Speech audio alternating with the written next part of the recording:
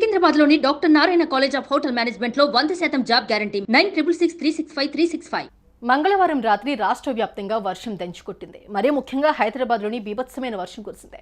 దీంతో రోడ్లన్నీ వరద నీటితో మునిగిపోయాయి. నాళాలు సైతం పొంగిపొర్లాయి.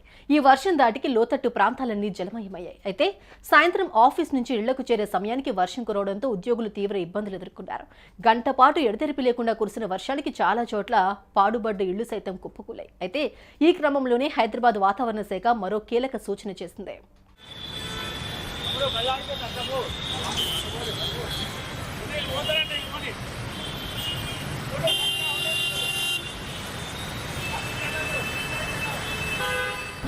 ఇన్నాళ్లు భానుడి ప్రతాపానికి ప్రజలంతా విలువెల్లాడారు. ఉదయం 7 గంటల నుంచి సాయంత్రం 5 గంటల వరకు ఎండలు దంచుకొట్టాయి.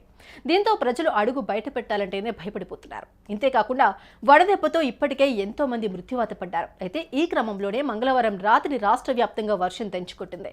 ఈ భారీ వర్షానికి నగరంలోని ప్రజలు అనేక ఇబ్బందులు పడ్డారు. ఇంతేకాకుండా బాచుపల్లిలో నిర్మాణంలో ఉన్న ఓ గోడ కూలి ఏకంగా 7గురు చనిపోగా మరో 2 చోట్ల 3 మరణించారు. అయితే చాలా చోట్ల ధాన్యం పూర్తిగా తడిసి ముద్దైపోవడంతో రైతులు ఆవేదన వ్యక్తం చేస్తున్నారు.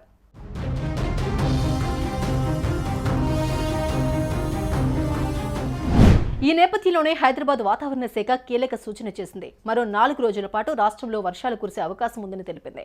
కొన్ని జిల్లాల్లో అయితే భారీ వర్షాలు కూడా కురిసే అవకాశాలు లేకపోలేదని హెచ్చరికలు జారీ చేసింది. దీంతో పాటు ఉరుములు మెరుపులతో కూడిన వానలు కురుస్తాయని స్పష్టం చేసింది. గంటకు 30 నుంచి 40 కిలోమీటర్ల వేగంగా ఈదురుగాలులు వీస్తాయని అధికారులు తెలిపారు. అయితే కొన్ని చోట్ల పిడుగులు పడే ప్రమాదం కూడా ఉందని తెలిపింది.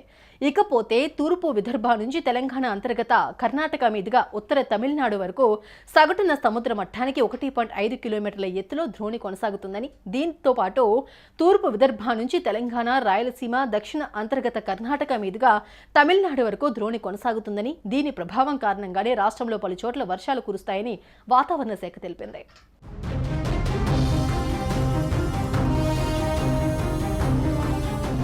రానున్న 4 రోజుల పాటు వర్షాలు కురవనుండటంతో ప్రజలు అప్రమత్తంగా ఉండాలని హైదరాబాద్ వాతావరణ శాఖ తెలిపింది. అవసరమైతే తప్ప ఎవరూ బయటకు రాకూడదని సూచించింది. నాళాలు, విద్యుత్ స్తంభాల వద్ద అస్సలు ఉండకూడదని హెచ్చరించింది.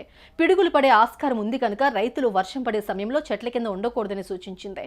ఇన్నాళ్లు ఎండవేడికి తట్టుకోలేకపోయిన జనానికి మరో 4 రోజుల పాటు వర్షాలు కురవనుండటంతో అంతా కూలవుతున్నారు.